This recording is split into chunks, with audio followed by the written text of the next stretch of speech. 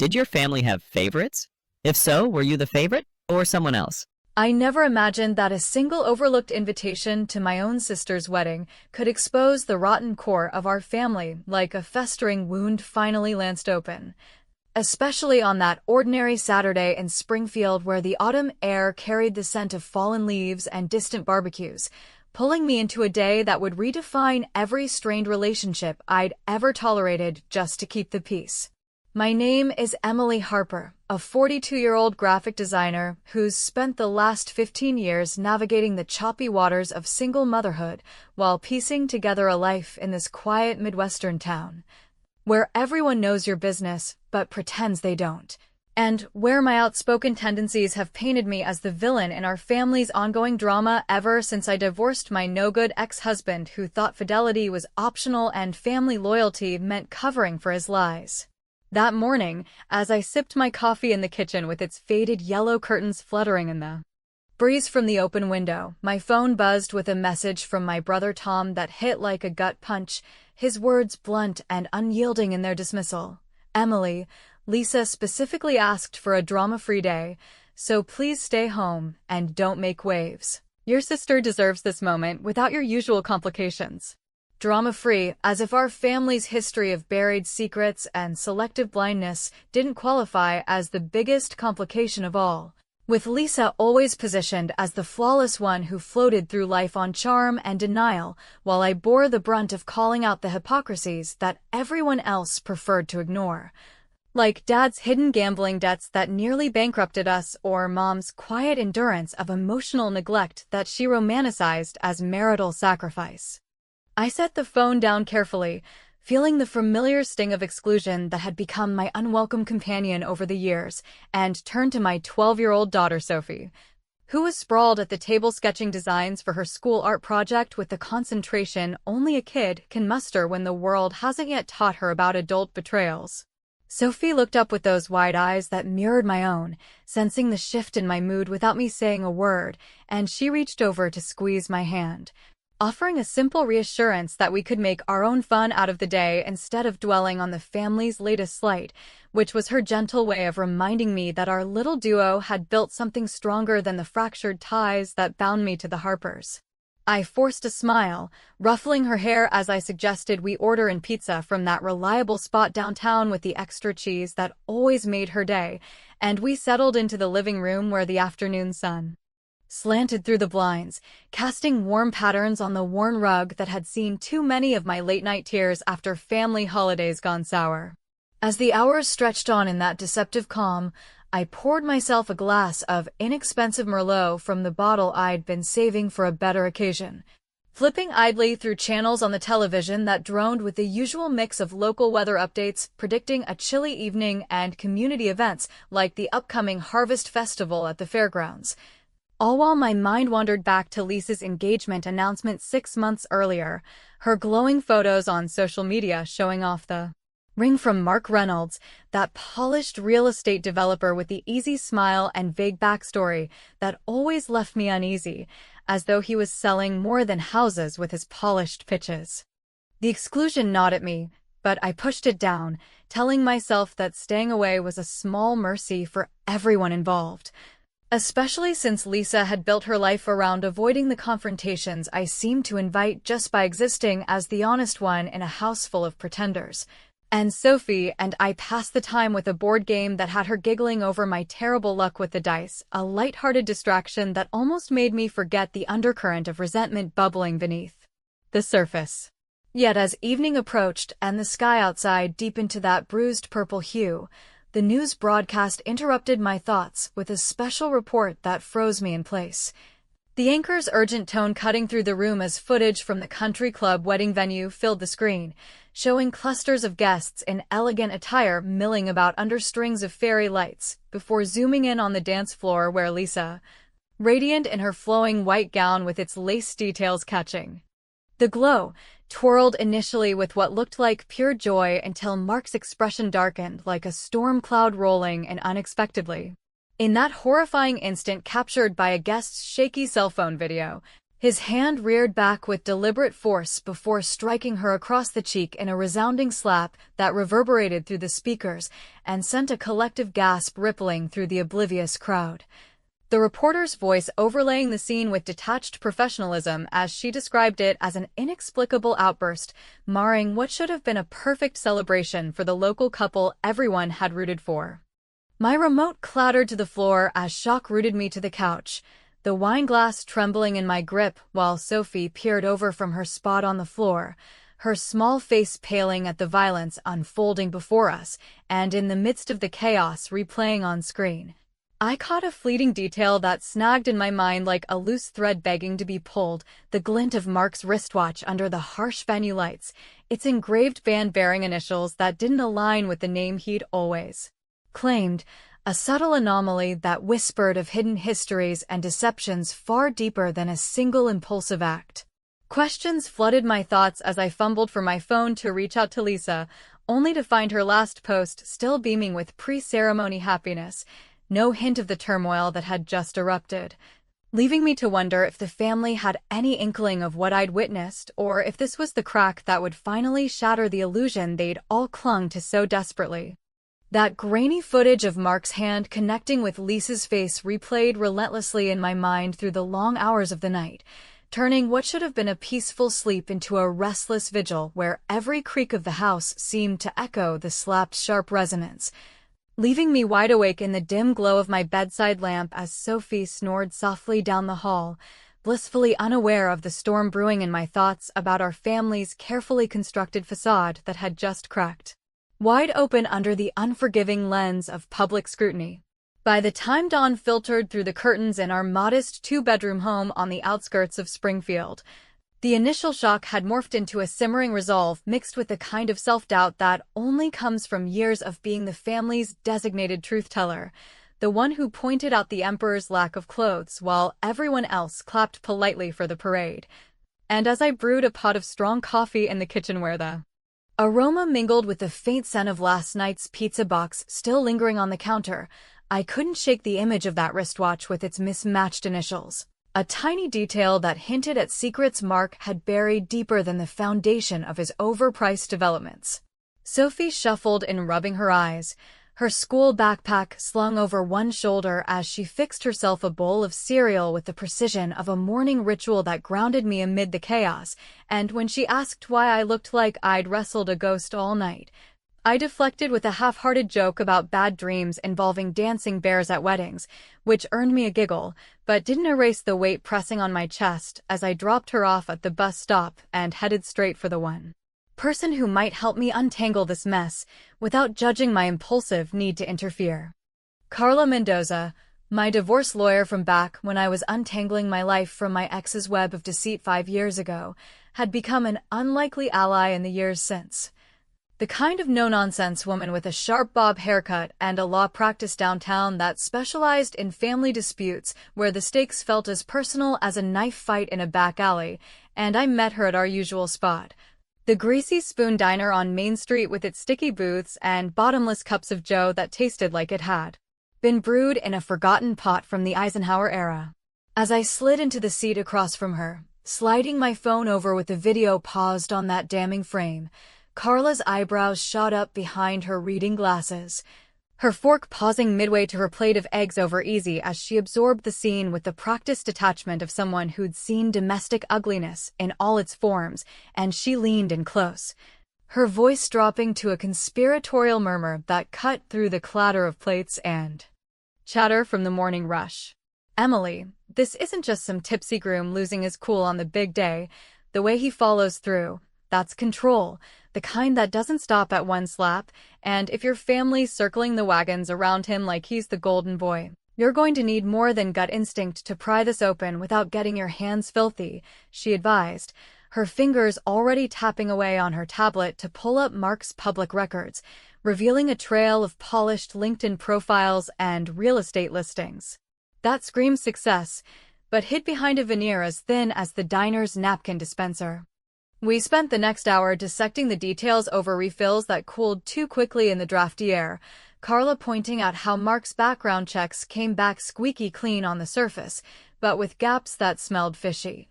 Like a college dropout story that didn't quite match the University of Illinois alumni network he flaunted, and I felt a spark of that old fire igniting. The humorous absurdity of it all bubbling up as I quipped about how the only thing more shocking than the slap was the fact that Lisa had picked a guy whose idea of romance involved more backhands than bouquets, a light jab that had Carla chuckling even as she warned me about the risks of meddling in what could turn into a full-blown family war. Emboldened by her insights and the caffeine surging through my veins, I drove home with a plan forming, that itch to do something, anything, to disrupt their denial becoming too insistent to ignore, and by midday, I was lurking in the shadows of the family group chat on my phone, the one they demoted me from but forgotten to fully boot, where messages about the wedding aftermath flowed like a river of selective amnesia, with Tom posting about the minor mishap, and Mom sharing cake-cutting photos as if the bruise on Lisa's cheek was just bad lighting. With a sly grin that felt like reclaiming a sliver of power, I crafted an anonymous tip from a burner account, attaching a cropped screenshot of the video focused on Mark's retreating figure and captioning it with a pointed nudge. Peaceful day achieved. Too bad the dance floor told a different story. Hope the honeymoon's less eventful. Then hit send, watching the notifications explode as red receipts lit up like fireworks.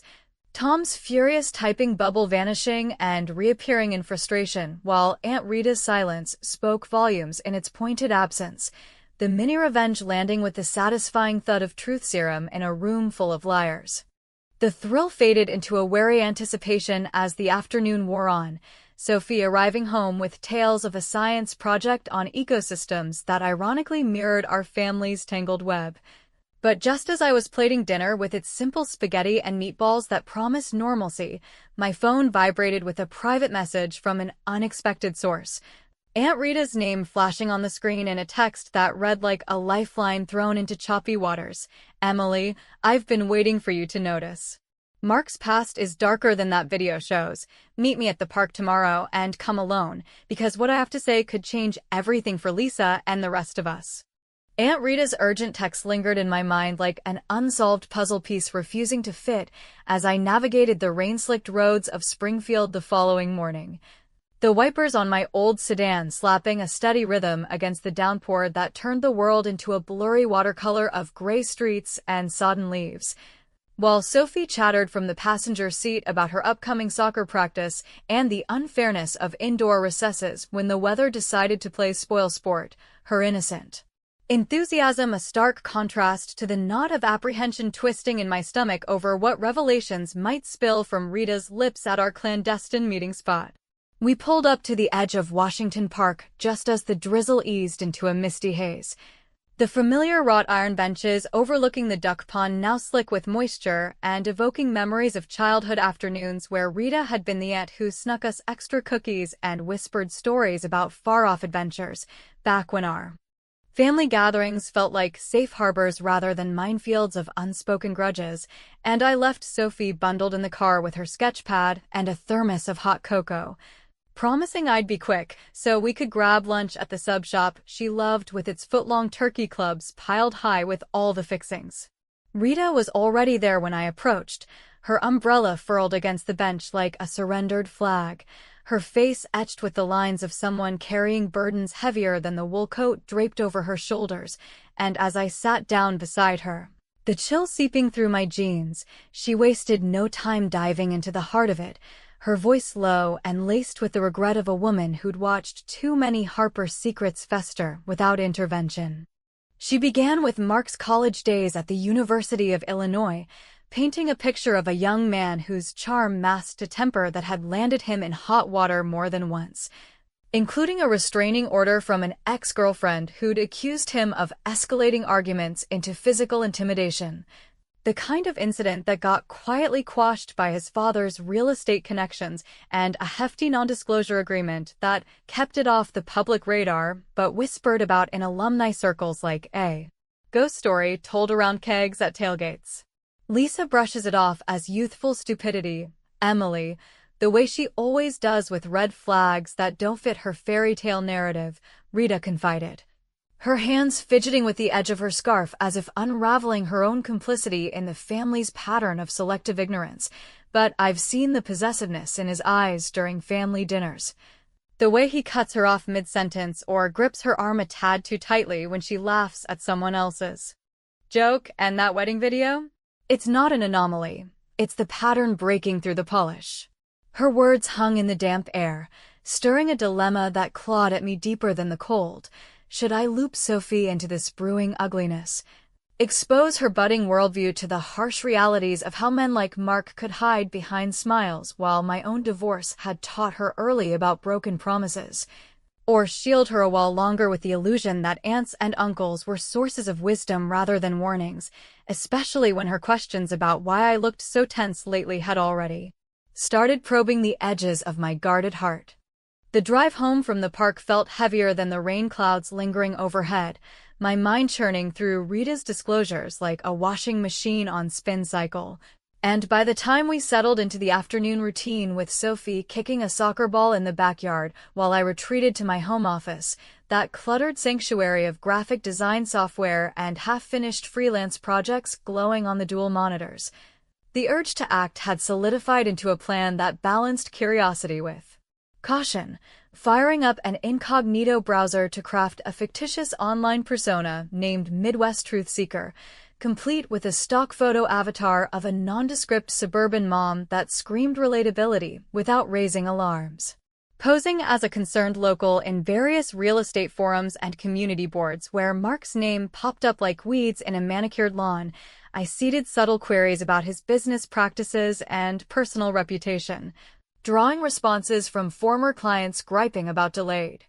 closings and aggressive negotiations that bordered on bullying, along with a bartender's anecdote from a downtown dive about Mark getting overly familiar with staff during a late-night schmooze session. The details painting a portrait of a man whose control issues extended far beyond the marital bed. Compiling the juiciest bits into a polished anonymous email addressed to Lisa's professional inbox at her marketing firm, I titled it "A Few Questions Before the Next Chapter," and attached redacted screenshots that hinted at patterns without outright accusations, hitting send with a wry internal chuckle at the irony of using digital shadows to illuminate the darkness my family preferred to ignore. A clever sidestep that might prompt her to question the Prince Charming facade without my fingerprints anywhere near the evidence. As the sun began its descent, casting elongated shadows across the keyboard that mirrored the doubts creeping into my resolve, Sophie wandered in with muddy cleats and a request for help with her homework on historical cover-ups. Her timing so poignant it nearly undid me, but one incoming attachment from an anonymous forum reply shifted everything like a plot twist in a thriller I couldn't pause. The grainy image of Mark grinning arm in arm with our cousin Jake at what looked like a raucous bachelor party years prior, their camaraderie evident in the shared beers and backslaps, a connection that implied Jake's unexplained deaths and sudden disappearance might tie back to Mark's influence, raising the horrifying possibility that segments of the family had known about his volatile history all along and chosen silence to protect their own entangled interests. That damning photo of Mark and Jake, frozen in a moment of boozy camaraderie from some long-forgotten bachelor bash, haunted my every thought as I hauled dusty boxes down from the attic that evening. The creak of the pull-down stairs echoing through the house like an accusation while Sophie practiced her multiplication tables in her room with the door cracked open, her focused murmurs a comforting counterpoint to the turmoil churning inside me over how deeply the family's web of favors and omissions might extend to shield a man whose true colors had flashed so violently on that wedding dance floor. The attic air was thick with the musty scent of old photo albums and forgotten holiday decorations, relics from a time when Harper gatherings meant laughter around the dining table rather than the strained silences and side-eyed glances that had become our norm. And as I sifted through faded snapshots under the harsh glare of a single hanging bulb, I pieced together fragments of Jake's disappearance 5 years back, the way he'd borrowed $5,000 from me for what he called a surefire investment tied to Mark's early real estate ventures, only to vanish without a trace. leaving behind unpaid bills and a trail of excuses that now reeked of complicity in covering up Mark's aggressive tactics to climb the ladder. Doubt gnawed at me relentlessly, making me question if my own impulsive digs into this mess were just stirring a hornet's nest that could sting Sophie hardest, exposing her to the kind of family fractures that no 12-year-old should have to navigate. Yet the growing certainty that Lisa's blindness was enabled by collective denial fueled a resolve that had me texting Rita for confirmation on the luncheon details, her reply confirming the event at the country club the next afternoon as a casual post-wedding affair where the elite locals would toast the couple's new beginning with champagne flutes and forced smiles. The morning brought a deceptive calm with sunshine breaking through the clouds over Springfield, warming the driveway as I dropped Sophie at her friend's house for a play date that promised hours of uninterrupted scheming. And I spent the drive to the club mentally rehearsing my infiltration, arming myself with an innocuous gift box from the local bakery filled with those overpriced macarons that screamed thoughtful relative without committing to full endorsement of the farce. Slipping through the side entrance amid the bustle of waitstaff ferrying trays of finger sandwiches and crudité, I blended into the periphery of the sunlit veranda where linen-draped tables overlooked the manicured golf course, the air humming with polite chatter about golf handicaps and summer vacation plans that masked the undercurrent of gossip about the wedding's unfortunate incident. And there was Lisa, perched at the head table with makeup artfully concealing the fading bruise on her cheek, her laughter tinkling like glass as Mark regaled a cluster of his business associates with tales of his latest property flip, his arm draped possessively around her shoulders in a display that set my teeth on edge. I hovered near the dessert station, feigning interest in the tiered display of pastries while my eyes scanned for Tom, spotting him across the room nursing a mimosa with the hangdog expression of someone who'd rather be anywhere else, and when our gazes locked, he excused himself from his conversation to corner me in the shadowed alcove by the restrooms, his face flushing with a mix of irritation and unease as he hissed about my audacity in showing up uninvited after the clear message to stay away.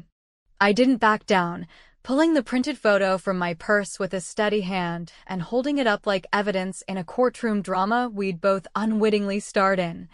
my voice dropping to a whisper that carried the weight of years of bottled frustrations as I laid it out plain. Tell me, Tom, does this look like coincidence to you, Jake vanishing right after cozying up to Mark's shady deals? Or is it just another family favor we all pretend didn't happen to keep the peace? His eyes darted to the image, recognition flickering across his features like a guilty twitch, and he stammered about old debts being water under the bridge, insisting that Mark had pulled Jake out of a financial hole rather than pushed him in. But the crack in his denial was palpable, widened further when I leaned in with a wry twist to my lips, adding that if the truth about those favors ever surfaced in the right circles, it might explain why a certain wedding video had gone viral faster than Tom's excuses. The satisfaction of watching him deflate, his shoulders slumping as he muttered about not needing more trouble, felt like a clever gut punch wrapped in subtlety, a revenge that exposed his hypocrisy without a raised voice or public scene. Leaving him to marinate in the discomfort of his own entanglements while I slipped away with my head held high, the gift box abandoned on a side table like a Trojan horse of doubt. The victory buzzed in my veins as I navigated the winding roads home, windows cracked to let the crisp air whip away the club's cloying perfume.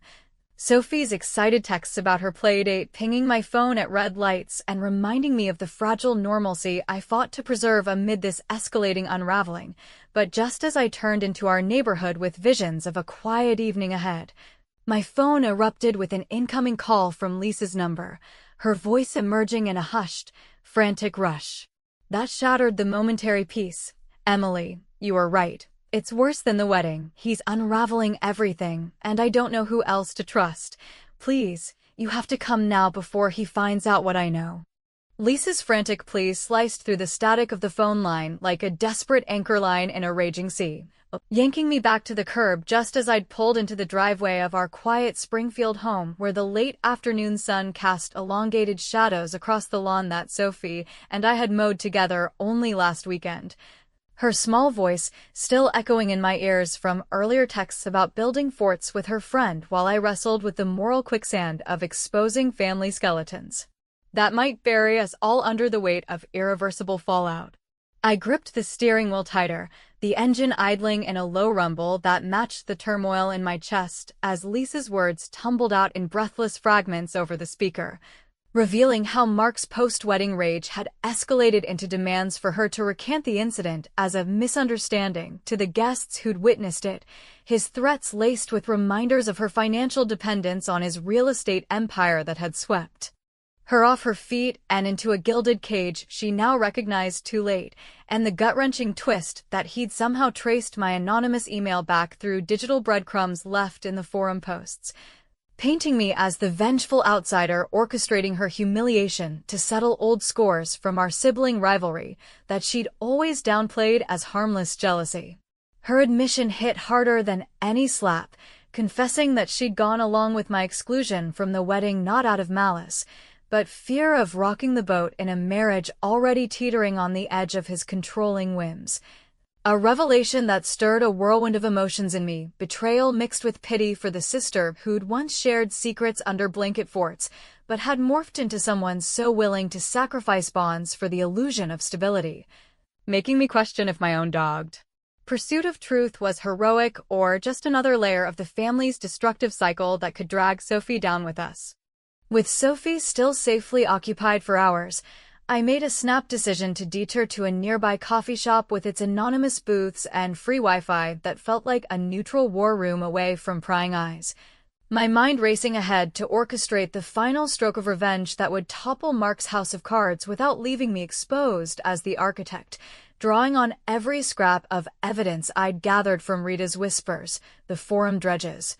and that incriminating watch engraving which a quick search confirmed belonged to an ex-partner who'd filed a buried assault complaint years ago in a neighboring county. Sipping a lukewarm latte that tasted more like regret than comfort, I composed a meticulously worded letter to the editor of the Springfield Journal,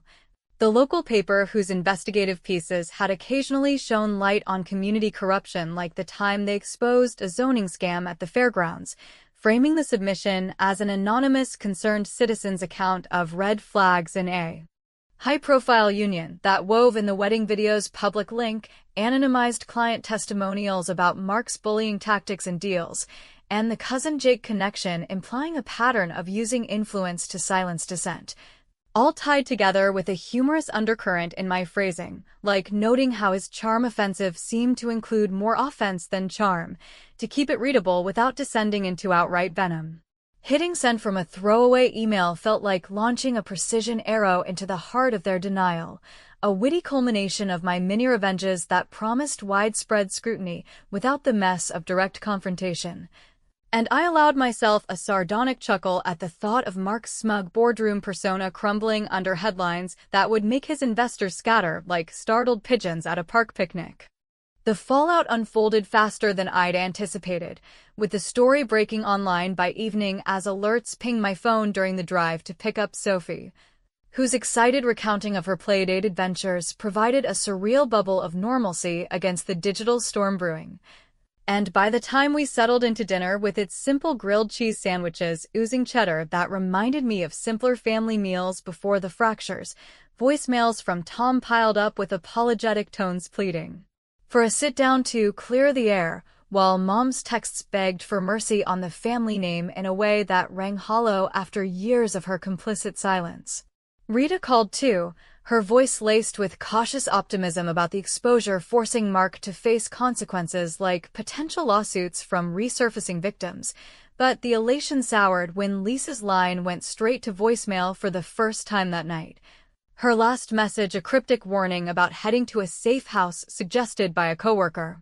Before the signal cut out, leaving me staring at the cooling plates with Sophie chattering about school drama that suddenly seemed trivial in the face of this gaping void. Days blurred into a tense limbo where Mark's professional profiles vanished amid whispers of board resignations and police inquiries into the wedding assault. The family's united front splintering into accusations and pleas that came too late to mend what I'd helped shatter, Yet Lisa's prolonged silence became the lingering shadow that haunted my quiet evenings on the porch swing. Sophie asleep inside with dreams untainted by adult deceptions, forcing me to confront the ambiguous cost of my actions. Had I liberated her from a toxic grip only for her to forge a path alone, or had the pursuit of justice merely deepened the chasm between us, leaving the real peace as elusive as the bonds we'd never fully repaired in the first place?